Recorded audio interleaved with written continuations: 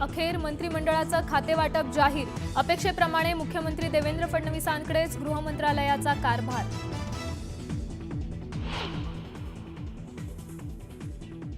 गृह खात्यासाठी अडून बसलेल्या एकनाथ शिंदेंकडे नगरविकास खात्यासोबतच गृहनिर्माण खात्याचा कारभार, तर अर्थमंत्री मिळवण्यात अजित पवार यशस्वी।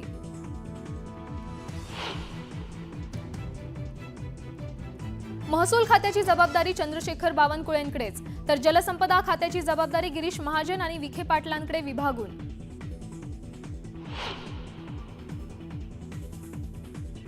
उदय सामंत, चंद्रकांत पाटील, हसन मुश्रीफ आणि आदिती तटकरेंकडे देखील खाती कायम। उदय सामंतांकडे उद्योग, चंद्रकांत पाटलांकडे उच्च आणि तंत्र शिक्षण, मुश्रीफांकडे वैद्यकीय शिक्षण, तर तटकरेंकडे महिला आणि बाल कल्याण विभाग।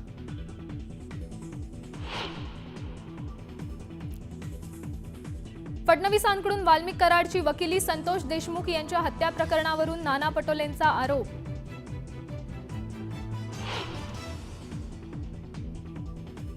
अधिवेशन संपताच मस्साजोगमध्ये देशमुख कुटुंबियांची अजितदादांनी घेतली भेट। मास्टर माइंड कोणीही असो सोडणार नाही, अजित पवारांचं आश्वासन, तर अजितदादांसमोर सरपंचाच्या मुलीचा अश्रू अनावर।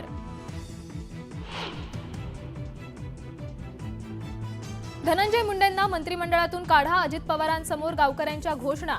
अजितदादांच्या भेटीनंतर गावकरी आक्रमक।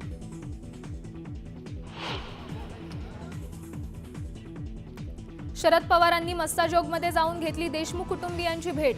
आम्हाला न्याय हवा, आरोपीला शिक्षा झालीच पाहिजे, धनंजय देशमुख यांची पवारांसमोर मागणी।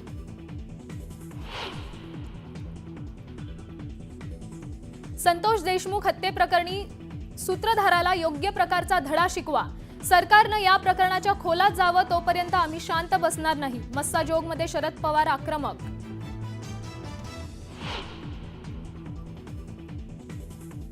वाल्मिक कराड हाच सरपंच हत्या प्रकरणाचा मास्टर माइंड, खंडणी प्रकरणात अटक झालीच नाही, बीडचे आमदार संदीप क्षीरसागर यांचा मोठा आरोप।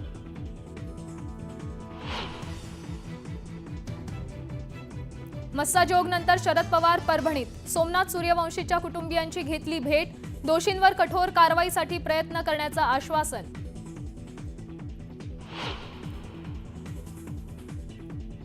राज्यात पीक विमा योजने घोटाळ्याचा आरोप, परळी पॅटर्न म्हणत नाव न घेता धसांचा धनंजय मुंडेंवर निशाणा।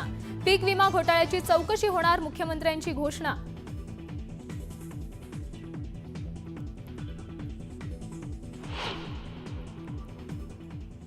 नमस्कार, मी